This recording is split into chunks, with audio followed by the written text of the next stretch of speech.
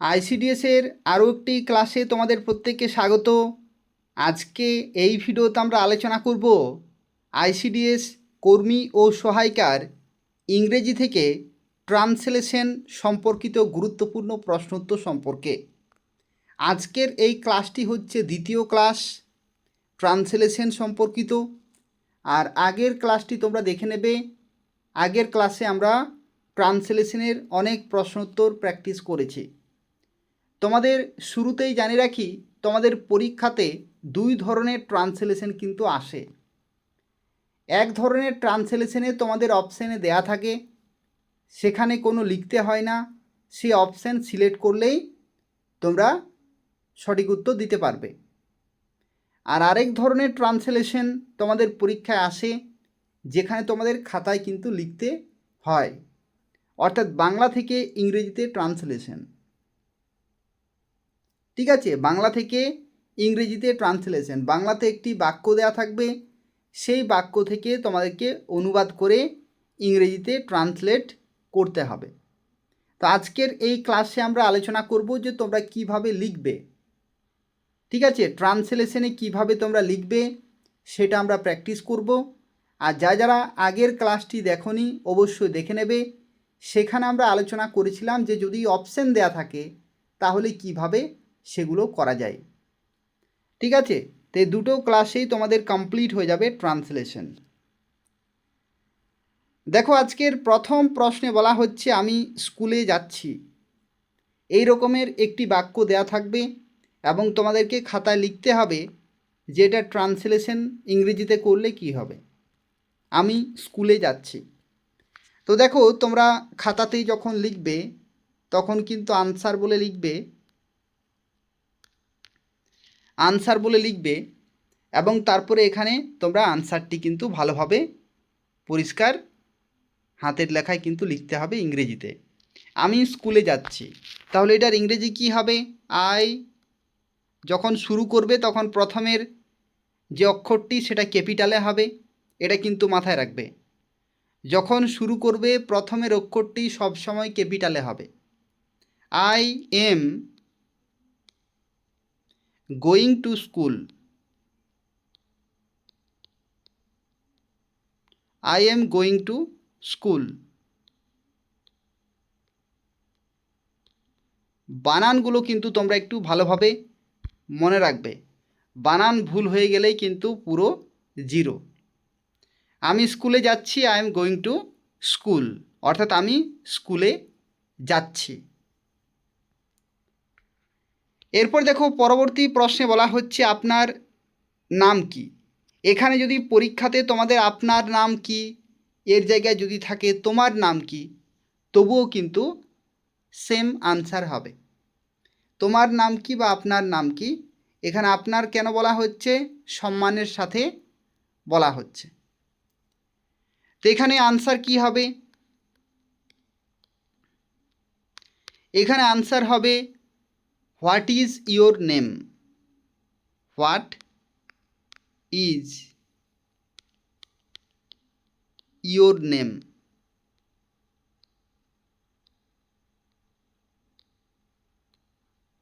এরপরে দেখো, এখানে একটি ব্যাপার আছে, অনেকেরই হয়তো এখানে ভুল হয়ে যাবে যে হোয়াট ইজ ইয়োর নেম লিখে full stop.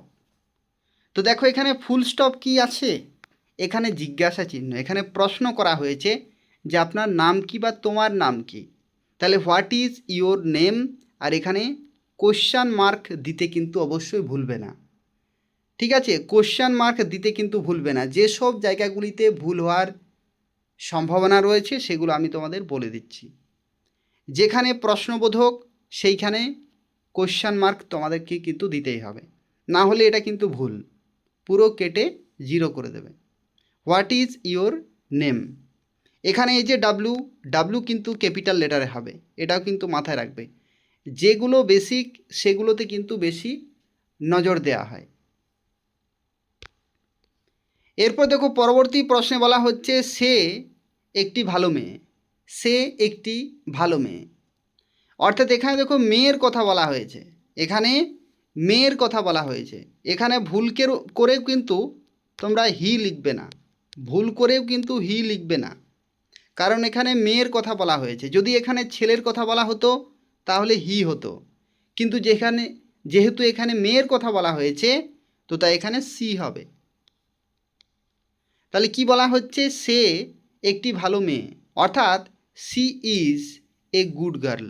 C is a good girl, full stop. ঠিক আছে, she is a good girl অর্থাৎ সে একটি ভালো মেয়ে। এখানে ভুল করেও কিন্তু হি বসাবে না। ঠিক আছে, যেগুলো ছোটোখাটো ভুল সেগুলো কিন্তু মিস্টেক করা যাবে না। আর এই রকম সহজ সহজ ট্রান্সলেশনেই কিন্তু আসে, কখনো তোমরা খুব জটিল ট্রান্সলেশন প্র্যাকটিস করবে না। এই রকম সহজ সরল ট্রান্সলেশনে আসবে, কিন্তু এইগুলোতেই ভুল যাবে, একটু ভুল হয়ে গেলেই কেটে দেবে। তো সেগুলো কিন্তু তোমাদের মাথায় রাখতে হবে। সি হবে, এসটা হবে এখানে ক্যাপিটাল লেটারে, আর তার সাথে সাথে যেহেতু মেয়ে বলা হয়েছে তো তাই সি। পরবর্তী প্রশ্নে দেখো বলা হচ্ছে সূর্য পূর্বে উদিত হয়, অর্থাৎ দেখো ভাষাটিকে একটু চেঞ্জ করা হয়েছে। সূর্য পূর্বে উদিত হয় অর্থাৎ সূর্য পূর্ব দিকে ওঠে, ব্যাপারটি সেম। তাহলে ইংরেজিতে ট্রান্সলেশন করলেও কিন্তু সেটা সেম থাকবে। তাহলে এখানে কি লিখবে? আনসার লিখে তোমরা কি লিখবে? The sun. শুধু সান লিখলে কিন্তু চলবে না, সূর্য একটি, তো সেক্ষেত্রে নির্দিষ্ট, তাই দ্য সান। এইখানে একটু ব্যাপার আছে, দেখো দ্য সান, এখানে দ্য সান কি হবে? রাইজেজ হবে, rises. The sun rises in the east.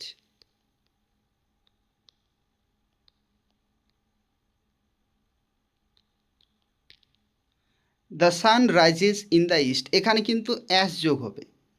ঠিক আছে, দ্য সান সূর্যের কথা বলা হচ্ছে, তো সেক্ষেত্রে এখানে অ্যাস যোগ হবে। এটা কিন্তু তোমরা মাথায় রাখবে, কখনো ভুল করে করবে না যে the sun rise in the east, এটা কিন্তু ভুল। The sun rises in the east. ঠিক আছে, ঠিক যেরকমভাবে আমরা বলি যে সে খেলা করে, তাহলে হি প্লেজ, হি প্লেজ। কিন্তু যদি বলি আমি খেলি, তাহলে আমার ক্ষেত্রে শুধু হবে আই প্লে। ঠিক আছে,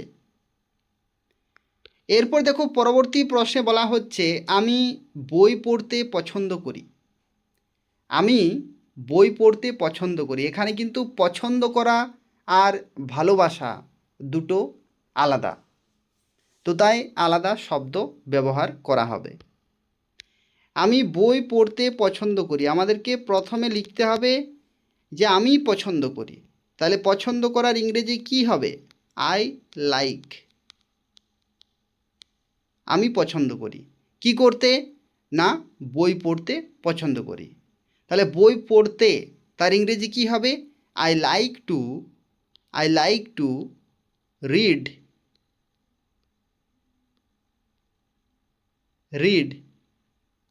বুকস।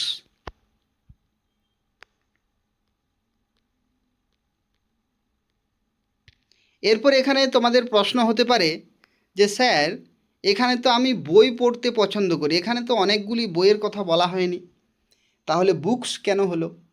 দেখো কিছু কিছু ভাষা আছে যে ভাষাগুলো কিন্তু ইনডাইরেক্টলি অনেকগুলিকে বোঝায়। যেমন আমি খেলতে ভালোবাসি, তাহলে কি খেলতে? কোনো একটা নির্দিষ্ট খেলা নয়, সেখানে ক্রিকেট হতে পারে, ফুটবল হতে পারে, এমনকি দৌড়াদৌড়িও হতে পারে। দৌড়াদৌড়িও কিন্তু একটা খেলা বাচ্চাদের। তো সেক্ষেত্রে আমি খেলতে ভালোবাসি অর্থাৎ আমি অনেক কিছু খেলতে ভালোবাসি, একসাথেই সেটাকে কিন্তু বোঝাচ্ছে। আমি বই পড়তে ভালোবাসি মানে সেখানে টেক্সট বই হতে পারে, গল্পের বই হতে পারে, বা বিভিন্ন আলাদা বিষয়ের কিন্তু বই হতে পারে। তো তাই সেক্ষেত্রে অনেক ধরনের বা অনেক রকমের বইয়ের কথা বলা হচ্ছে, তো তাই এখানে বুকস হবে কারেক্ট আনসার। ঠিক আছে, I like to read books. আমি বই পড়তে পছন্দ করি। আর যদি বলা হয় আমি বই পড়তে ভালোবাসি, তাহলে ভালোবাসার ইংরেজি কী হবে? I love. দুটোর মিনিং কিন্তু আলাদা। আমি পছন্দ করি আর আমি ভালোবাসি, পছন্দ করার থেকেও একটু বেশি পছন্দ করা, তখন কিন্তু ভালোবাসা শব্দটি চলে আসে। তাহলে এখানে কারেক্ট আনসার কি হলো? I like to read books. পরবর্তী প্রশ্নে দেখো বলা হচ্ছে সততা শ্রেষ্ঠ নীতি। এরকম কিন্তু একটু ঘুরিয়ে দেবে, সততা শ্রেষ্ঠ নীতি। আমরা নর্মালি কি শুনে আসি যে সততাই মহৎ গুণ, ব্যাপার একই, ব্যাপারটা একই, ইংরেজিও কিন্তু একই হবে। তাহলে এখানে কি ইংরেজি হবে বলো তো? এখানে ইংরেজিটা হবে অনেস্টি, এইচটা ক্যাপিটাল। এগুলো কিন্তু তোমাদের মাথায় রাখতে হবে, যখনই শুরু করবে তখনই সেই অক্ষরটা কিন্তু ক্যাপিটালে চলে গেল। Honesty is the best policy.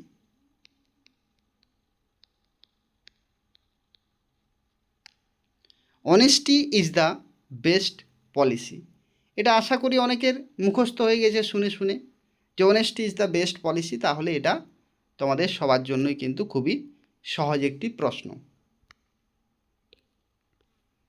এরপর দেখো পরের প্রশ্নে বলা হচ্ছে সে গতকাল অনুপস্থিত ছিল। সে গতকাল অনুপস্থিত ছিল অর্থাৎ আসেনি। তাহলে অনুপস্থিতের ইংরেজি কি? অ্যাবসেন্ট। গতকালের ইংরেজি কি? ইয়েস্টারডে। তাহলে হি এখানে অতীতের কথা বলা হচ্ছে, তাহলে অতীতের কথা বলা হচ্ছে মানে কি? সেখানে ওয়াজ হবে। এরপরে তোমাদের প্রশ্ন হচ্ছে যে স্যার এখানে ছেলে না মেয়ে? তো তুমি নিজের ইচ্ছা মতো ছেলে অথবা মেয়ে যে কোনো একটি দিতে পারো, দুটোই কারেক্ট আনসার হবে। ঠিক আছে, ছেলে অথবা মেয়ে যে কোনো দিতে পারো, কারেক্ট আনসার হবে। তো সে গতকাল অনুপস্থিত ছিল, তাহলে সি ওয়াজ। তুমি এখানে সি বসাতে পারো অথবা হি বসাতে পারো। ঠিক আছে, সি অথবা হি ওয়াজ অ্যাবসেন্ট। বানানগুলো কিন্তু মনে রাখবে, absent yesterday.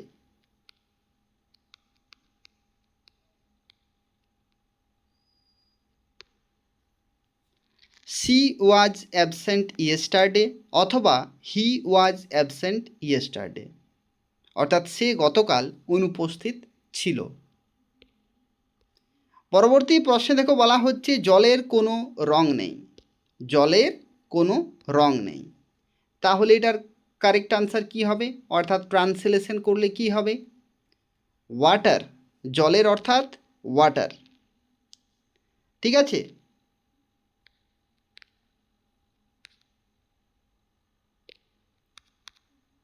Water has no colour. ঠিক আছে, ওয়াটার হ্যাজ নো কালার। এখানে কিন্তু দ্য ওয়াটার কখনো করবে না। কেন? তার কারণ হচ্ছে কি, জল তো আর কোনো নির্দিষ্ট নয়। যদি কোনো একটি নির্দিষ্ট বোতলের জল বলা হতো তাহলে দ্য ওয়াটার হতো, কিন্তু এখানে জল সার্বিকভাবে বলা হয়েছে, সেটা পুকুরের জল হতে পারে, নদীর জল হতে পারে, সমুদ্রের জল হতে পারে। তো সেই সমস্ত জলের কথা বলা হচ্ছে, তো সেক্ষেত্রে এখানে ওয়াটার, সেখানে দ্য ওয়াটার কিন্তু হবে না। ঠিক আছে, ওয়াটার হ্যাজ নো কালার। এরপর দেখো এই যে কালার বানানটি, এই কালার বানানটি কিন্তু দু রকম, আমেরিকান ইংলিশ আর ব্রিটিশ ইংলিশ, দুভাবে কিন্তু বানানটা ব্যবহৃত হয়। আমরা ইন্ডিয়াতে যে বানানটি কালার লিখে থাকি সেটা হচ্ছে COLOUR। এই বানানটি কিন্তু আমরা লিখে থাকি। এগুলো কিন্তু তোমাদের জানা প্রয়োজন। দুটো বানানেই সঠিক, কিন্তু ইন্ডিয়াতে যে কালার বানানটি ইউজ হয় সেটা হচ্ছে COLOUR। ঠিক আছে, COLOUR, কিন্তু COLOR এই বানানটাও সঠিক। ঠিক আছে, যদি আমরা আমেরিকান ইংলিশ বলি তাহলে COLOR কারেক্ট, আর যদি আমরা ব্রিটিশ ইংলিশ বলি বা অস্ট্রেলিয়ান ইংলিশ, কানাডিয়ান ইংলিশ অথবা ইন্ডিয়ান ইংলিশ তাহলে কিন্তু COLOUR। তাহলে আমরা যেহেতু ভারতের, তাহলে COLOUR হচ্ছে কারেক্ট বানান। ঠিক আছে, আমি তোমাদের এটা কেন লিখলাম, যাতে ভুল না হয়। ঠিক আছে, এটা হবে না, কোনটা হবে, এটা হবে। ইন্ডিয়ান ইংলিশের ক্ষেত্রে কালারের বানান হচ্ছে COLOUR। পরবর্তী প্রশ্ন, দয়া করে আমাকে এক গ্লাস জল দিন। দয়া করে আমাকে এক গ্লাস জল দিন, এটার ট্রান্সলেশন কি হবে বলো তো? দয়া করে আমাকে এক গ্লাস জল দিন, দয়া করের ইংরেজি কি? দয়া করের ইংরেজি হচ্ছে প্লিজ। প্লিজ গিভ মি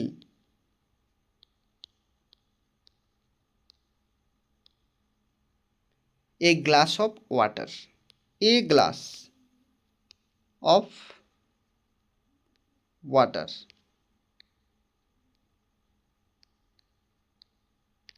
এটা হচ্ছে ইংরেজি। প্লিজ অর্থাৎ দয়া করে, গিভ মি আমাকে দাও, এ গ্লাস অফ ওয়াটার অর্থাৎ এক গ্লাস জল।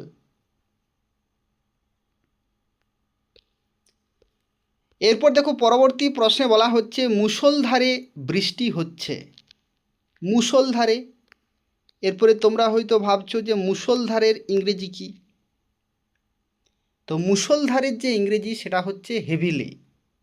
হেভিলি, হেভি মানে হচ্ছে ভারী, অর্থাৎ সেটাই হচ্ছে মুষলধারে। তাহলে ইংরেজি কি হবে? বৃষ্টি হচ্ছে ইংরেজি কি? এগুলো কিন্তু মনে রাখতে হবে। বৃষ্টি হচ্ছে সেটাকে কিন্তু আমরা কিভাবে ইংরেজিতে প্রকাশ করি? It is. It is raining. It is raining মানেই হচ্ছে বৃষ্টি হচ্ছে। কিভাবে? না মুষলধারে। তাহলে মুষলধারের ইংরেজি হচ্ছে হেভিলি। HEAVILY।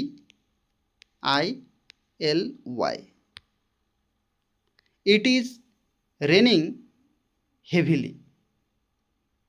তাহলে এটাই হচ্ছে মুষলধারে বৃষ্টি হচ্ছে। মুষলধারের ইংরেজি কি? হেভিলি। পরবর্তী প্রশ্ন, তারা মাঠে ফুটবল খেলছে। তারা মাঠে ফুটবল খেলছে অর্থাৎ এখন খেলছে, তারা খেলে যাচ্ছে। তাহলে তারা মাঠে ফুটবল খেলছে অর্থাৎ কন্টিনিউয়াস টেন্সে, প্রেজেন্ট কন্টিনিউয়াস টেন্স। তাহলে তারার ইংরেজি কি? দে। দে, দের পরে কি হবে? আর। তাহলে দে are playing. They are playing মানে কি? তারা খেলছে, কি খেলছে? ফুটবল।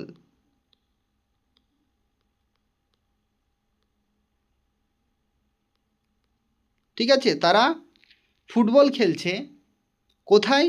মাঠে। তাহলে মাঠের ইংরেজি কি? In the field. In the field.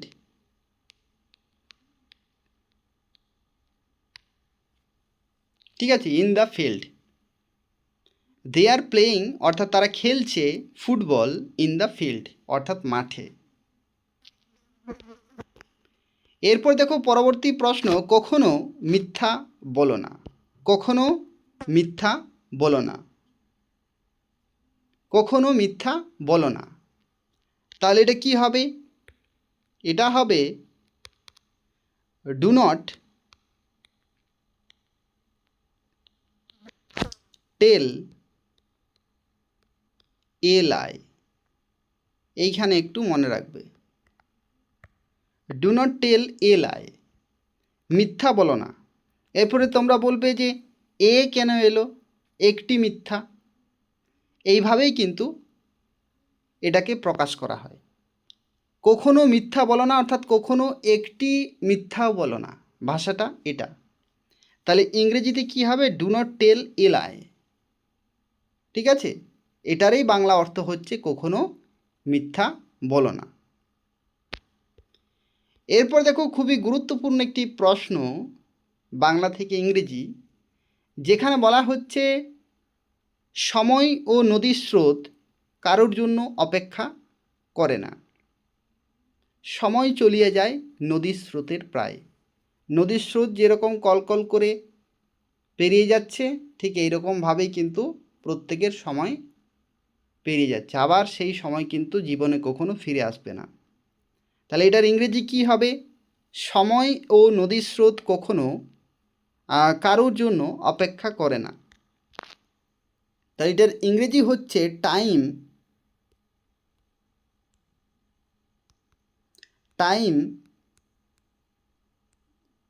And Tide. TIDE। ঠিক আছে, টাইম অ্যান্ড টাইড। টাইড অর্থাৎ স্রোত, নদীর স্রোত। ওয়েট অপেক্ষা করে, ফর নান। নান মানে কারোর জন্য নয়। তাহলে কারোর জন্য অপেক্ষা করে না, time and tide, wait for none. অবশ্যই তোমরা কিন্তু মনে রাখবে। এরপর দেখো বলা হচ্ছে আপনি কোথায় থাকেন। আপনি কোথায় থাকেন অর্থাৎ কি? আপনি কোথায় বসবাস করেন। এইগুলো ভাষাগুলো একটু মনে রাখবে। আপনি কোথায় থাকেন অর্থাৎ আপনি কোথায় বসবাস করেন। তাহলে এটার ইংরেজি কি হবে বলো তো? এটার ইংরেজি হয়ে যাবে যে where do, W capital, where do you live. এরপরে দেখো এখানে জিজ্ঞাসা চিহ্ন, তাহলে আমাদের এখানেও কোশ্চেন মার্ক। এইগুলো কিন্তু ভুল করলে পুরো জিরো। ঠিক আছে, এখানে হাফ নম্বর কিন্তু দেয়া হয় না, এখানে তুমি ফুল মার্কস পাবে, না হলে জিরো। তাহলে হোয়ার ডু ইউ লিভ অর্থাৎ আপনি কোথায় থাকেন বা তুমি কোথায় থাকো, যাই আসবে আনসার কিন্তু সেম। আপনি বা তুমি ইংরেজিতে same. Where do you live অর্থাৎ আপনি কোথায় থাকেন বা বসবাস করেন। এরপর দেখো পরবর্তী প্রশ্নে বলা হচ্ছে আমার বাবা একজন চিকিৎসক বা ডাক্তার। আমার বাবা একজন চিকিৎসক। তাহলে মাই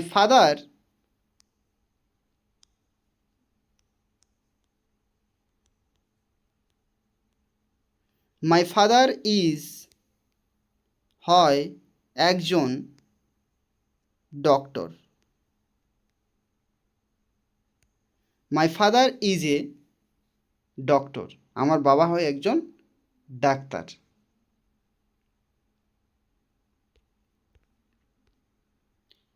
আমাদের বড়দের সম্মান করা উচিত।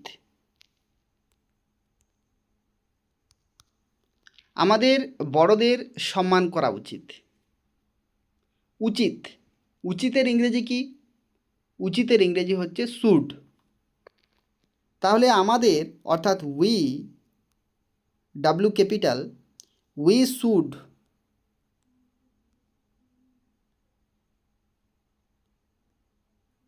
SHOULD, উই শুড অর্থাৎ আমাদের উচিত রেসপেক্ট।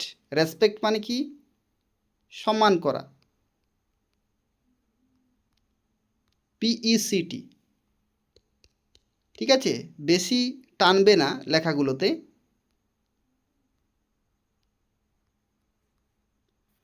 উই শুড রেসপেক্ট আমাদের বড়দের। বড়দের অর্থাৎ এল্ডার্স।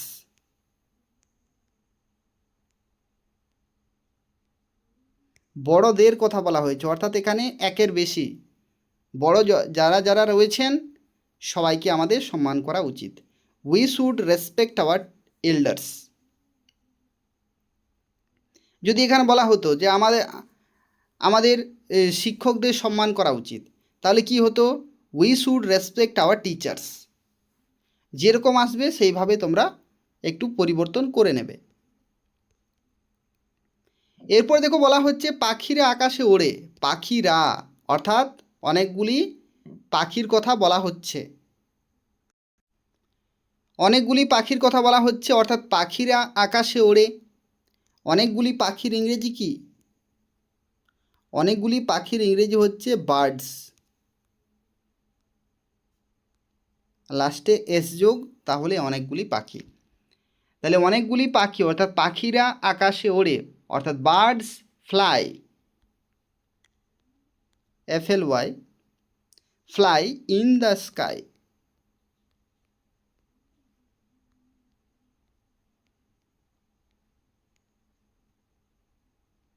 অর্থাৎ পাখিরা আকাশে ওড়ে। পাখিরা, ঠিক আছে। কিন্তু যদি এখানে একটি পাখির কথা বলা হতো যে পাখি আকাশে ওড়ে, তাহলে কি হতো বলো তো? এখানে বার্ড হতো, কিন্তু এখানে ফ্লাইজ হয়ে যেত। Flies, FLIES। যেহেতু এখানে প্লুরাল বলা হয়েছে, একের বেশি, সেই জন্য ফ্লাই। কিন্তু যদি একজন বলতো একটা পাখি, তাহলে bird flies in the sky. পরবর্তী প্রশ্ন, আমি বাড়ির কাজ শেষ করেছি। শেষ করেছি অর্থাৎ কাজটি কমপ্লিট। কাজটি যদি কমপ্লিট হয় তাহলে পারফেক্ট টেন্সে, এবং সেটা এখানে কি অতীতের কথা বলছে না, এখানে প্রেজেন্টের কথাই বলছে, অর্থাৎ বর্তমানের কথা বলছে। তাহলে হ্যাভ, যেহেতু আমি বলা হচ্ছে তো আমির ক্ষেত্রে হ্যাভ হবে, আই হ্যাভ। তাহলে I have, I capital, have, আমি শেষ করেছি। শেষ করার ইংরেজি কি? ফিনিশ করা। আই হ্যাভ ফিনিশড,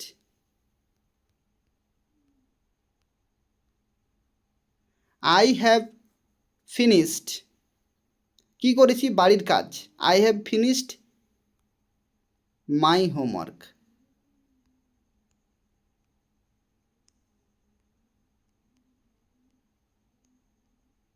দেখো ইংরেজিটা কীরকম হলো আর বাংলাতে কীরকম রয়েছে। আমি বাড়ির কাজ শেষ করেছি, অর্থাৎ আমি বাড়ির কাজ শেষ করেছি মানে কি? আমি আমার বাড়ির কাজ শেষ করেছি।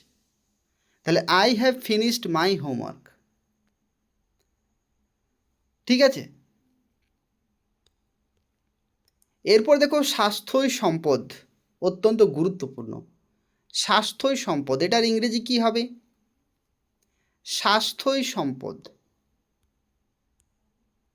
এটার ইংরেজি হয় হেলথ ইজ ওয়েলথ। ওয়েলথ মানে কি?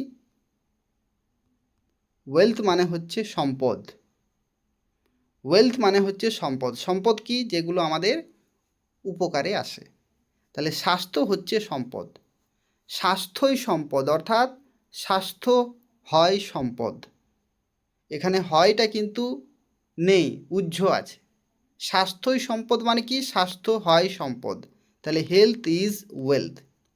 এখানে কিন্তু কখনো ভুল করে লিখে দিও না যে হেলথ ওয়েলথ, স্বাস্থ্য সম্পদ, এইভাবে ইংরেজি হয় না। হেলথ ইজ ওয়েলথ, স্বাস্থ্য হয় সম্পদ।